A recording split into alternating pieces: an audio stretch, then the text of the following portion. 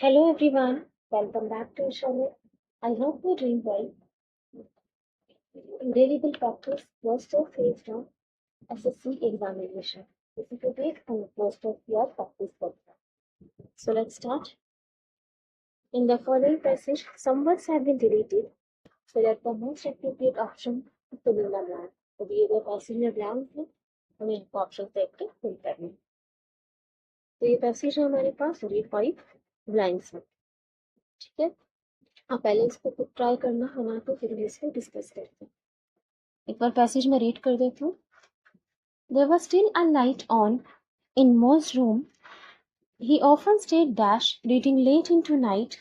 Maggie had her lots of book from her father. When she refused from him from a bad dream, nothing could lull back to sleep better than Mo's calm breathing, her and the sound of the pages turning. ठीक है, तो ये passage है। अब देखिए first का answer क्या होगा, फॉर अवे आउट या up. He often stayed reading late into night. For away out या अप क्या आंसर होना चाहिए फर्स्ट लाइन में, सोचो। ये नेक्स्ट देखते हैं सेकंड लाइन का आंसर क्या होना चाहिए। Maggi had her loves of book from her father. Gained, inherited, procured or extracted. Second का क्या आंसर होना चाहिए।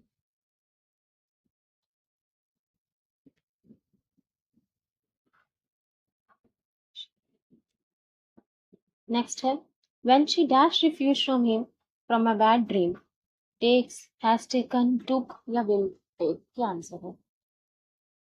अब देखो कि पैसेज किस टेंस में जा रहा है, क्या टेंस आना चाहिए। फोर्थ का देखते हैं। Nothing could lull back to sleep better than Mo's calm breathing. His, it, them, her. His, it, them या her. And fifth plan. Mo's calm breathing her and the sound of the pages turning beside, around, behind, under.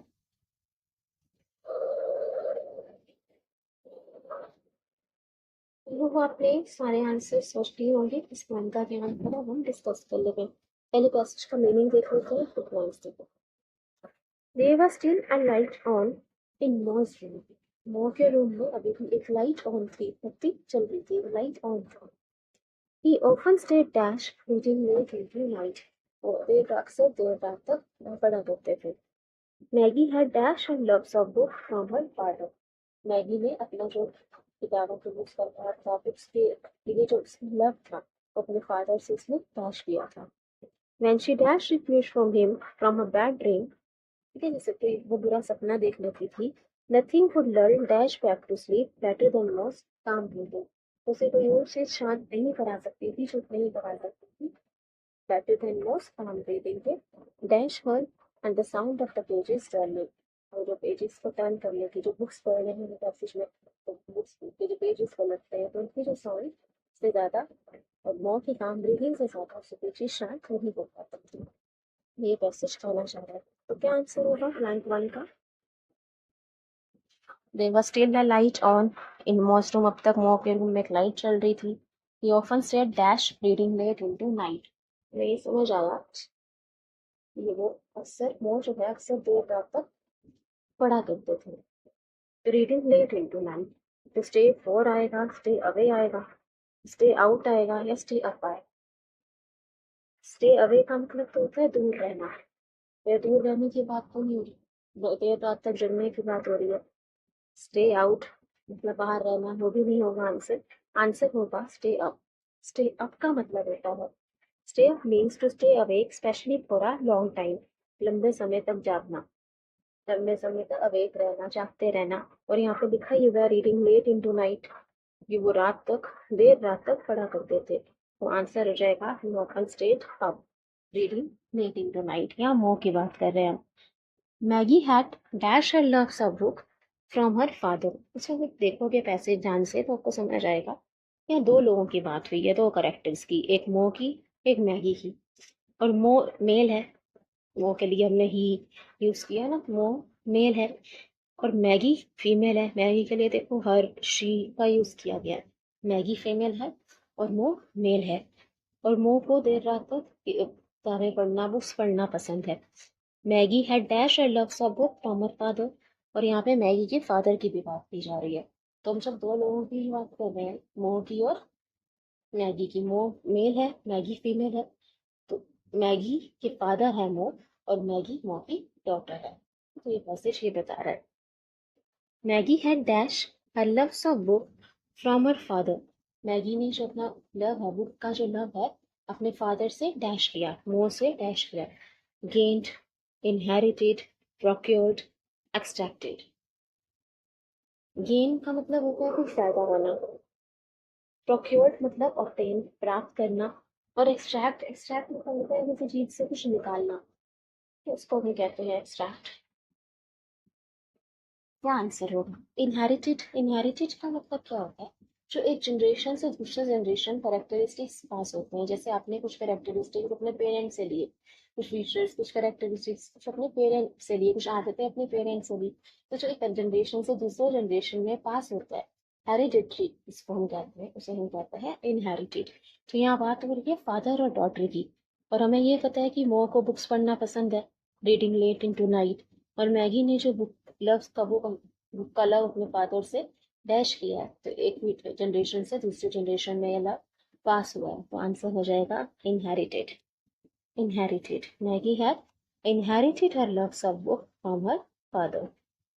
Inherited means to have same characteristics as your parents. Procure का मतलब obtain प्राप्त करना। Extract का मतलब होता है to remove or take out something, कुछ चीज निकाल लेना या remove कर देना। तो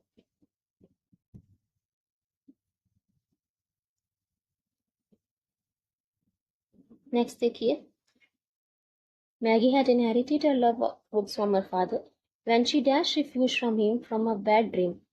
Takes, has taken, took, will take. Takes, has taken, took, will take.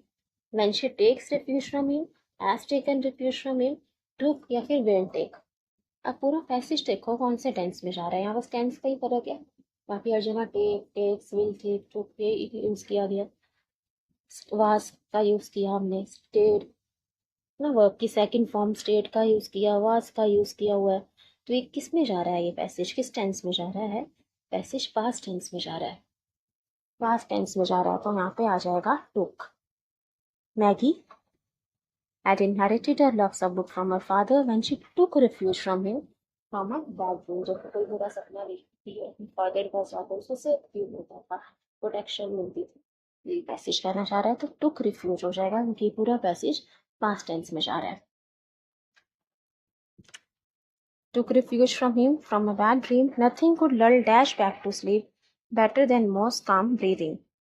मो की काम ब्रीदिंग के अलावा कोई और उसको डैश शांत नहीं करा सकता था। नथिंग कुड लल डैश बैक टू स्लीप। ये किसकी बात हो रही है? मैगी की बात कर रहे हैं, किसको शांत नहीं करा सकता था? मैगी को। तो क्या आंसर होगा? इज इट देम या है? तो मैगी एक फीमेल है, तो उसके लिए हम इसको यूज नहीं करेंगे, इट नहीं करेंगे, कोई चीज नहीं है, इंसान है, और देम ये यूज नहीं होगा। आंसर हो जाएगा हर।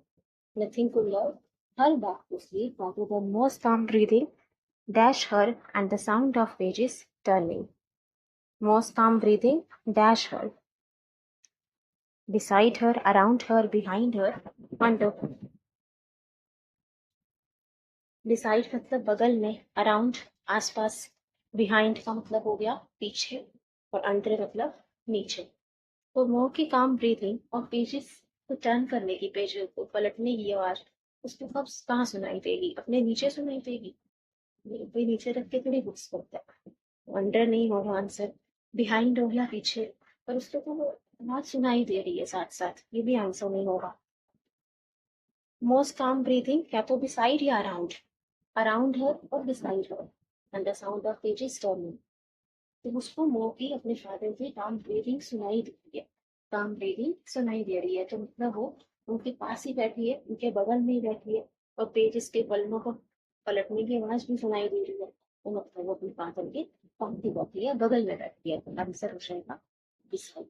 डिसाइड, डिसाइड का मतलब होता है नेक्स्ट टू, बगल में। बिसाइड्स होता है एक वर्ड, बिसाइड्स भी होता है, इसमें लोग कंफ्यूज होना। बिसाइड्स का मतलब होता है इन एडिशन टू, इसके अलावा। जैसे besides this I have nothing to say, इसके अलावा मुझे और कुछ नहीं कहना।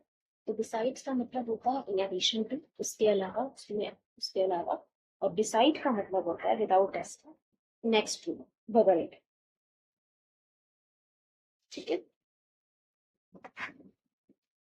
चलिए नेक्स्ट देखते हैं, और क्रॉस टेस्ट प्रैक्टिस कर लेते हैं। इसमें 4 ब्लैंक्स हैं, ठीक है, 4 ब्लैंक्स दिए गए हैं, आपको आंसर बताना है। एक बार मैं पहले रीड कर देती हूँ, फिर हम डिस्कस करेंगे।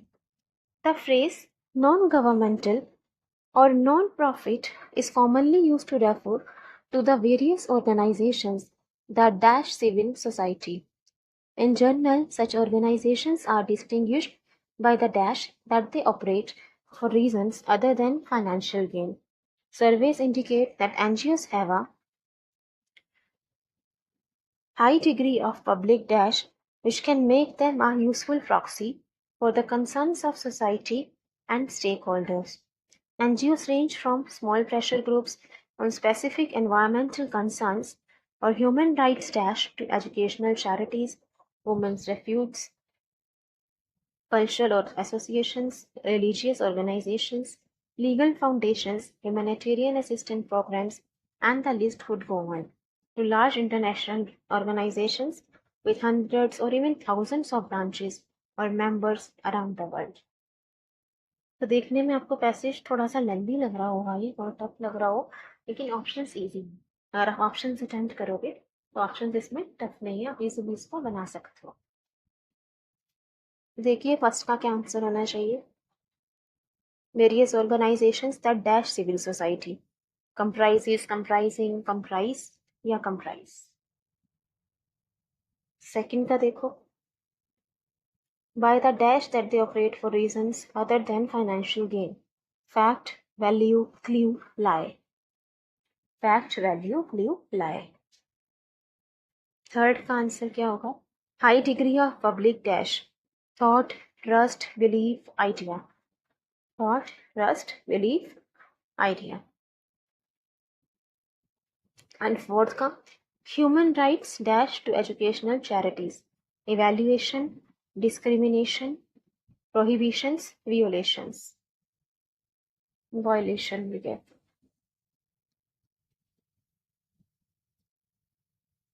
ठीक है, तो ये तो पैसेज के बाद हमने फोर्थ ब्लैंक के बाद ही इंफॉर्मेशन दी हुई है। सो आई होप आपने सबका आंसर सोच लिया होगा। ठीक है, आप थोड़ा पॉज करके भी खुद से अटेम्प्ट कर सकते हो इस पैसेज को। अब हम देखते हैं आंसर क्या होंगे,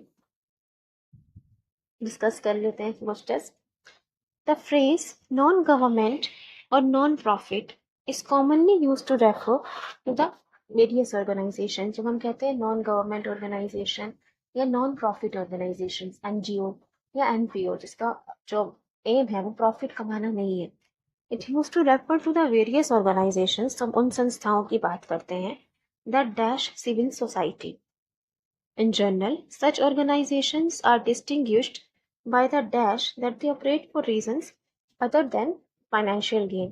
तो ये संस्थाएं इसलिए जानी जाती हैं, ठीक है, इसलिए ये जानी जाती हैं क्योंकि जो उनका रीजन है वो इसलिए चलती है क्योंकि जो उनका पर्पस है वो फाइनेंशियल गेन नहीं है। They operate for reasons other than financial gain, तो इसलिए नहीं चलती है वो ज़्यादा पैसा कमाना, प्रॉफिट कमाना, उनके रीजंस अलग होता है। Service indicate that NGOs have, survey करके ये पता लगा है जो एनजीओस हैं, नॉन गवर्नमेंट ऑर्गेनाइजेशंस हैं, have a high degree of public dash, में हाई डिग्री पब्लिक का जो जनता का डैश ज़्यादा होता है, which can make them a useful proxy for the concern of society and stakeholder. Society के कंसर्न और स्टेकहोल्डर के भले के लिए काम करते हैं, समाज के भले। NGOs range from small pressure groups on specific environmental concerns। NGO का काम क्या होता है, तो पर्टिकुलर एरिया से डील करते हैं, जैसे एनवायरमेंटल कंसर्न्स के लिए एनवायरमेंटल प्रोटेक्शन, पर्यावरण रक्षा करना, मतलब नेचर को प्रोटेक्ट करना। और human rights dash to educational charities, charity provide करते हैं एजुकेशन चैरिटी देते हैं, जैसे कोई हेल्थ नहीं कर पा रहे तो वो चैरिटी प्रोवाइड करना, एजुकेशन के लिए, ह्यूमन रिफ्यूजीज महिलाओं को वो शरण देते हैं, ह्यूमन रिफ्यूज करते हैं। Cultural associations, religious organizations, legal foundations, humanitarian assistance programs, humanitarian assistance माने तो परेशानी के लिए, उनकी रक्षा करने के लिए, या किसी के राइट्स वायलेट हो रहे हैं तो उसके लिए काम करते हैं NGOs, and the list would go on to large international organizations with hundreds or even thousands of members or branches around the world। तो जब हम NGOs या NPO की बात करते हैं, नॉन गवर्नमेंट ऑर्गेनाइजेशन या नॉन प्रॉफिट ऑर्गेनाइजेशन की, तो लिस्ट बहुत लंबी है। इंटरनेशनल ऑर्गेनाइजेशन है कहीं सारी, विथ हंड्रेड्स और इवन थाउजेंड्स ऑफ ब्रांचेस, इसकी 100 हज़ारों ब्रांचेस हैं और members around the world. World में देखो अगर आप इंटरनेशनल ऑर्गेनाइजेशन भी है तो इंडिया में भी है, NGOs NPOs शायद काम कर रहे हैं सोसाइटी के वेलफेयर के लिए, उनका जो एम है वो प्रॉफिट कमाना नहीं है। ठीक है, तो यहाँ इसमें पैसेज में बात की जा रही है इस टेस्ट में, हमने देखा नॉन गवर्नमेंट ऑर्गेनाइजेशन और नॉन प्रॉफिट ऑर्गेनाइजेशन जिनका जो एम है वो पर्पस है not to make profit, financial gain के अलावा सोसाइटी का वेलफेयर करने का ये काम करते हैं। देखिए इतनी सारे ब्रांचेस और बहुत मेंबर्स इससे जुड़े हुए हैं। ये पैसेज में बात की गई है प्रोसेस में, एनजीओ के एनपीओ की बात की गई है। अब हम देखते हैं blanks. The phrase non government or non-profit is commonly used to the refer to the various organizations that dash civil society। उन संस्थाओं की बात करते हैं जो सिविल सोसाइटी को डैश करते हैं। comprises, comprising, comprised, comprise। अच्छा देखो अब क्या ये सेंटेंस पास में जा रहा है, यहाँ लिखा है आर, प्रेजेंट है, इज प्रेजेंट है, तो ये सेंटेंस इंडिकेट ये भी present form of verb use करे, पास्ट में नहीं जा रहा, तो हम एडी वाला फॉर्म तो यूज नहीं कर सकते। कंप्राइजिंग, अगर हम कंप्राइजिंग लगाते हैं जब आईएनजी फॉर्म यूज करोगे तो उसके साथ इज एम आर या वाज वर्ब रहना चाहिए, हेल्पिंग वर्ब चाहिए, लेकिन यहाँ पे डैट के बाद ब्लैंक है, सीधा कोई हेल्पिंग वर्ब नहीं है, तो कंप्राइजिंग भी आंसर नहीं होगा, या तो कंप्राइजेस या कंप्राइज। तो यहाँ बात की हुई है वेरियस ऑर्गेनाइजेशंस की, various organisations, organisations plural subject है, एक से ज्यादा ऑर्गेनाइजेशन की बात हो रही है, तो प्लूरल सब्जेक्ट के साथ वर्ब कैसा आएगा, प्लूरल आएगा, तो कंप्राइजेस तो सिंगुलर वर्ब है, एस वाला सिंगुलर हो गया, तो आंसर कंप्राइज। ठीक है, यहाँ वर्ब का एरर था। कंप्राइज का मतलब होता है कंसिस्ट ऑफ, इंक्लूड, कंप्राइज के साथ ऑफ नहीं आता, कई बार ये एरर पूछ लेते हैं कंप्राइज के साथ ऑफ लगा के दे देंगे, तो कंप्राइज के साथ कभी भी ऑफ नहीं आएगा, क्योंकि कंप्राइज का मतलब ही होता है कंसिस्ट ऑफ, इसमें ऑलरेडी ऑफ इंक्लूडेड है तो दोबारा ऑफ लगाने की जरूरत नहीं है। डिस्टिंग्विश का मतलब होता है famous, respected, well known.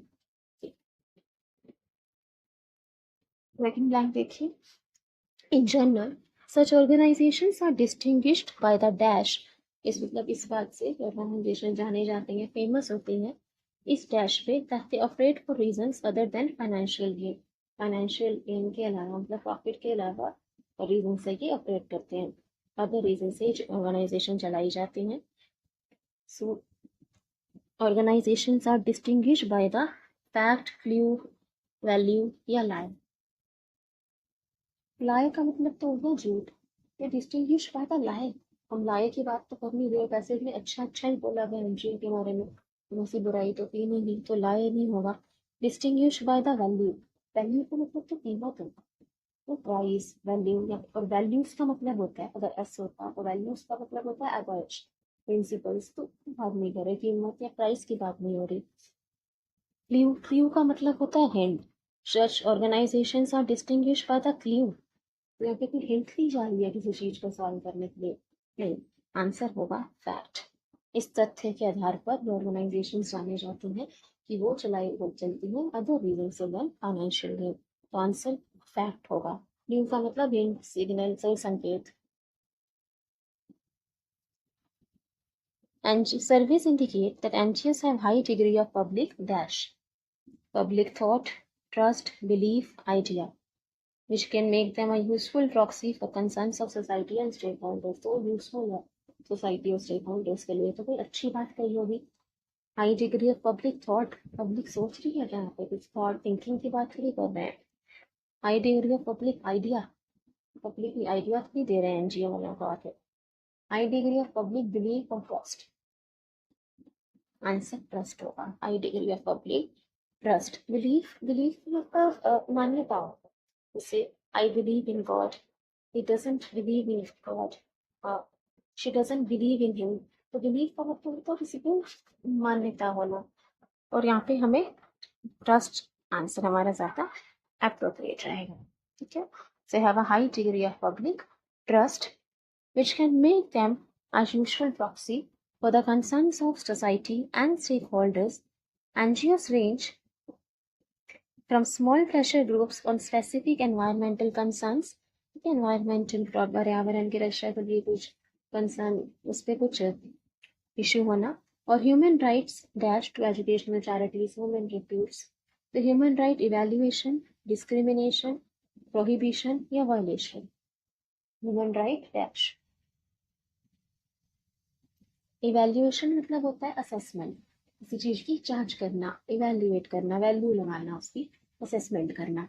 Discrimination का मतलब होता है भेदभाव।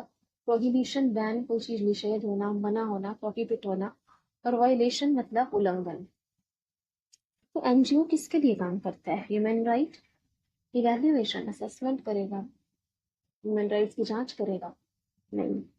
ह्यूमन राइट डिस्क्रिमिनेशन, ये तो अच्छी बात कर रहे हैं एनजीओ के बारे में, तो भेदभाव, डिस्क्रिमिनेशन तो नेगेटिव वर्ड है, ये आंसर नहीं हो सकता। ह्यूमन राइट प्रोहिबिशन, ये भी आंसर नहीं होगा। Human right violation, specific environmental concern, और ह्यूमन राइट वायलेशन मतलब जो मानवता को का उल्लंघन किया जाता है, ह्यूमन राइट को वायलेट किया जाता है, तो उसके लिए एनजीओ काम करते हैं। Human right violation. डिस्क्रिमिनेशन का मतलब भेदभाव हो गया, यहाँ हम उल्लंघन करने की बात कर रहे हैं, तो वायलेशन आंसर होगा।